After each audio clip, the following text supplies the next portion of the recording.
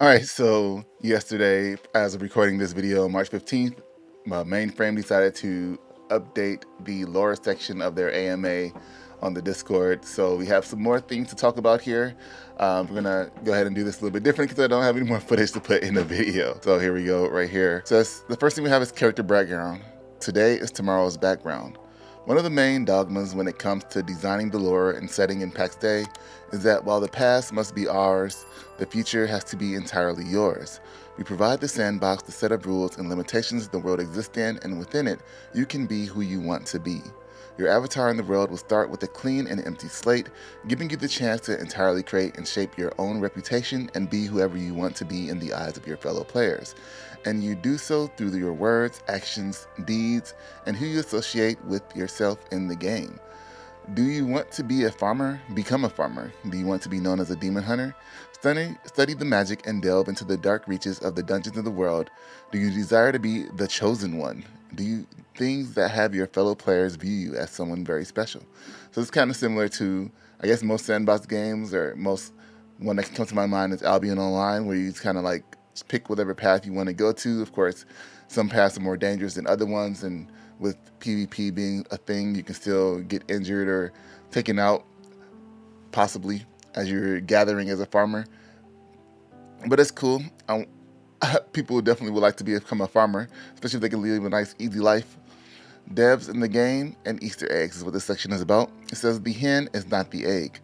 The only monument we care about is making the game of ours as good and exciting as possible. Inserting it into obscure private jokes or things that not everyone has the same chance of understanding or uncovering is against that mission. Having said that, who does not love good Easter eggs?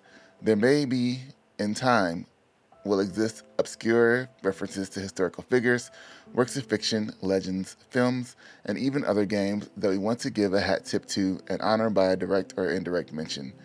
These answers are pretty interesting. Instead of just like, yeah, there'll be some Easter eggs. They're like going into this whole like almost poetic philosophical route on dungeons. Handmade for a reason and lots of reasons. Dungeons are always steeped in lore, mystery, and purpose. Without it, there would be no point in making them all by hand. Dungeons must be hard and unforgiving. The fact that someone finds a dungeon entrance does not promise that anyone will be able to explore it throughout. Indeed, we envisioned that in the beginning. Dungeons are places where you try and try again to delve into, but every time you get your backside handed to you. And let's say you find some of the real masters of that place. That you find her does not mean you can be her. You may try and try again. You may learn a few things, go home and return later with twice as many people. Perhaps she will kill you all again. Who is she? The point is that the game does not make any contracts with the player. No one promises you that if you do A, B, and C, get into the good graces with some overlord and grind to max level, you'll be rewarded with a shiny dragon. If there is a dragon, anyone will be free to walk up to it and get unceremoniously eaten. But yes, a dungeon will have immediate occupants, a gathering of enemies and monsters who will try to thwart you at every step, a collection of entities with their own reason to be there, their own agenda and history, mysteries and resources. But that is not all. Did these current inhabitants create this place themselves, or did they move into something that was already there? Is this perhaps some ancient evil lurking way below that awaits discovery? Or does this place lead to other, hitherto discovered places, or locations that are not of this creation? Dungeons. Thinking about RPGs in general, no places are as vivid in one's mind as the really good and juicy dungeons. It makes me think of, I was watching In Another World with my cooking skills or something like that, and the dungeons in there are kind of created by just natural causes, like groups of monsters might go and end up in that dungeon, and I guess when so many go in there in packs in the different floors, then they just take over that floor, and it becomes like a dungeon. But then the dungeon like eats them when they die, so it's kind of interesting. But that's what kind of makes me think of. How to discover lore in the game. Seek and you will find, or die trying. There are several avenues we can use to allow players to piece together the past and learn about the forces that are at work at all. Obviously, we will post bits and pieces on their website along with concept art, even screenshots, and whatever appears there is canon. Absolute facts about various topics from the history of the world. And then some things will be revealed or hinted at through forums like this, in Discord or elsewhere. The full spectrum of how lore is revealed in the game is something that will be evolving as we implement features that are planned pertaining to that. As the alpha starts, the things that you can use to start piecing together the history of the world are item and NPC names, descriptions, names of places, different types of old structures, and visual cues as you delve into the enemy's strongholds. Oh, and the books. Read and you will find. A lot of the questions in this section had to do with books. What books are in Pax Dei? How will we use books? How will we learn from books? So I would like to repeat here what I have said on this previously. The inspiration we have taken from books in medieval times. Libraries in early medieval times were incredibly valuable, storing the treasures of the mind. Entering a library was a privilege given to few, and more often than not, books were chained to the desk to make sure they would not be carried away. Certain important libraries operated under a papal directive, forbidding people to remove books from them on pain of excommunication. Entering a room full of books gave a promise that not only were you in the presence of great minds, but also in the house of great rulers who understood the meaning of knowledge. Books and the texts within them were often believed to have supernatural qualities, divine or otherwise magical. Manuscripts were full of intertextual layers, symbols, and illustrations that offered said alternative stories and contained hidden meanings or messages. Making books before the advent of paper was a huge undertaking and expensive. As you can perhaps deduce from the inspirations, we have thought a lot about this, and there are grand plans in this place for books in the game, almost none of which will be in the alpha. And there, though we, as a rule, do not want to talk much about upcoming features right now, I feel this is something we need to outline a bit better in order for things to make sense. I cannot at all, this moment, promise when or how exactly books will be implemented, but here are some bits that may jog your imagination, as it does ours. So it makes me think of, again, watch a lot of animes, like the isekai anime where they go to other worlds, and it's like a older civilization where books really are really rare. It costs a lot of money to make or have, so you don't see a lot of people have books. It's pretty interesting. Ideally, owning a good library should be impressive for a reason. You should be able to glean all sorts of lore and snippets and recipes from books. Books should not be a wall of text you need to read through. Books should be involved in appointment play. Books should be a part of crafting, and books should be an element of the economy. An element of the economy. Maybe they give you like recipes for stuff. I'm guessing. Recipes. It says a part of crafting, so yeah. And the text, the wall of text, this reminds me of like Elder Scrolls. They always have like a wall of text for the books. Yes, we love books, the concept of books, the role of books, the power of books, the promise of books, the magic of books, the mystery of books. Books! Magic is the next section. I create as I speak. Magic is older than mankind and has always been attributed to the things we cannot fully grasp. It is, therefore, with great reverence and respect that we attempt to define magic in the world of Pax Dei. To understand the concept a bit better, I should mention a few definitions of how the universe of Pax Dei is put together. The natural world is everything that originates and is found inside the current creation. The extra-natural pertains to things and beings that originated in creations past. Yes, there have been many. Many creations. Oh, that's very interesting. And somehow survived the wrath of divine, as one created was destroyed and another one made on top of it. Quite logically, if adventurers happen one day to find their way deep, deep down into some of the major dungeons of the world, there's a distinct possibility that they will glimpse parts of these extra-natural and long-forgotten worlds and learn of things that were never meant to remain or survive. The supernatural. This is essentially everything in the universe that was never part of any creation. Most of this exists as an ethereal spirit world, but there may also be physical realms within it, created by powers other than the divine. So what is this magic, or what is magic?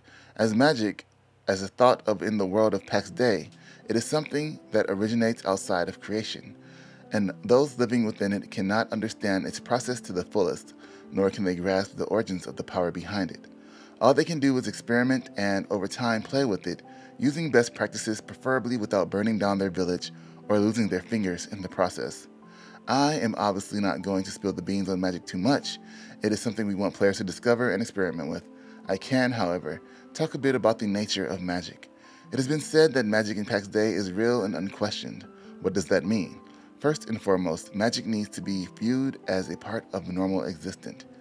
It needs to be logical, given the ideas about what the forces at play are and what the worlds are made from. Verisimilitude is key. Secondly, we as inhabitants of the world of Pax Dei only see what seeps into the world of the powers beyond. Who knows what is out there, really? So, magic is going to be like just something that everybody can do, part of the normal world. Not going to be too special. But again, you'll probably be able to learn it from books and scrolls. You'll be able to get it probably from enemies that you defeat, it seems like. But the next section talks about the color of magic. What we do know for sure is that when the world of Pax Dei was made, spirit power was used to extract the elements of creation, earth, water, air, and fire, from the ether and manipulate them to make everything we see today. We also know that the divine gave spirit to some of the things that were made and thereby sparked life, a magical force in itself unique to creation. This also means that everything that lives has within it an element of spirit, as well as elements of creation. It should be noted that some beings were gifted a stronger spirit than others. This spirit element can be observed, communicated to, and manipulated by the divine, and this is the basis of what is called divine magic.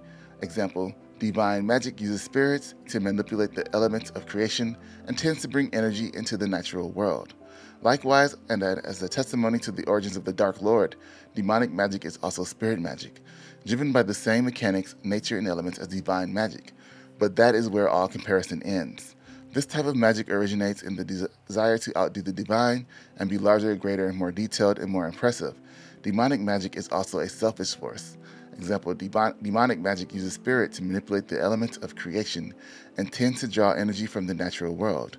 Oh, there's going to be divine magic and demonic magic. It's kind of like white and black magic, except white magic isn't necessarily just curing everything. It's just a different type of magic, like we see again in other anime. If we watched World's Powerful, was it the most powerful? It's not sorcerer. They're like summoner. Reincarnated. They use spirit magic, but everybody else in the world uses like regular magic. So that's how it'll be. The origins of the other type of magic that are known will not be revealed here, but give them a short mention. There's more magic. Druidic magic uses life force to manipulate the elements of creation. Powerful as it may be, it does not exist outside the natural or extra-natural realms. Another important bit, it does not employ spirit. It is not detectable either by the divine or the demonic. Shamanic magic uses spirit beings within the natural world to manipulate life force directly. It has no direct effect on the elements of creation, as one might expect. This type of magic does not go unnoticed among the supernatural powers. There may still be other shades of magic out there, but more about that later. So right now there are 4 types of magic, but there may be even more. That's crazy. How many schools of magic would there really be? If we look at all of the elements that you can make magic out of, there could be about 6 to 8, I believe. We'll have to see when they decide to tell us more information about it. Names in the world. What is in a name? What is in a name? In line with the past being ours and the future yours, a lot of old names remain in the world from centuries past. Either they are names of old kingdoms or they are named after important events that took place there. But most of them are names from ancient times and no one really knows what they mean anymore, even though there are plenty of theories. Not all, perhaps, but most of the heartland rivers, lakes, and mountains will have names. Also, significant places, holy sites, major dungeons, and other historic sites will usually have a name either on the map or hidden away somewhere in the game. The name of the world is a common name for everyone who has ever lived there. Some call it Earth, others refer to it as the creation. Those who carve the forest talk about Denu, and yet others talk about Rex Mundi's deception. It all depends on your perspective. Who are those people? The main region we will start with during the alpha is called Gallia, and it is divided into several heartland provinces such as Mary and Karis, among others. But what you, as a player, will be naming is what you make: farms, villages, towns, outposts, castles, or even lands consolidated under larger player alliances. And yes, of course there is a chance some people will come up with terrible names, but the upside to that is that you'll, to that extent, know them before you even meet them. However, I do believe that people will most often find worthy names for the things they can be proud of. I don't understand why they know them before you can meet them, the terrible names, but it's pretty interesting that you'll be able to name everything from towns, villages, outposts, castles, farms. Because like in New World, they already have names there, and people are just like claiming the settlement under their flag. But it looks like this, you'll be able to like build a whole settlement, build a whole outpost, build whole farms, and then name that as it is. Maybe I ought to have a farmland. The last section here is origins. From whence we came. Without going into too much detail, here is part of an ancient text written around the time when the world of Pax Dei was comprehensively described for the first time. Current state of affairs. For almost a century now, since the slaying of the last Redeemer, no sanctified emissaries of the divine has shown themselves on earth. Oh, the divine aren't good guys? Because you think of like dark magic, you would think the divine, dark lord, you would think the divine being light, which is normally seen as good, but these are just powerful entities. No prophets, no redeemers, and no new saints have been revealed, and only the occasional rumors of faraway manifestations of the divine have been reported. The seat of the Holy See remains empty. All the great kingdoms of the heartlands have crumbled and lie in waste and ruin.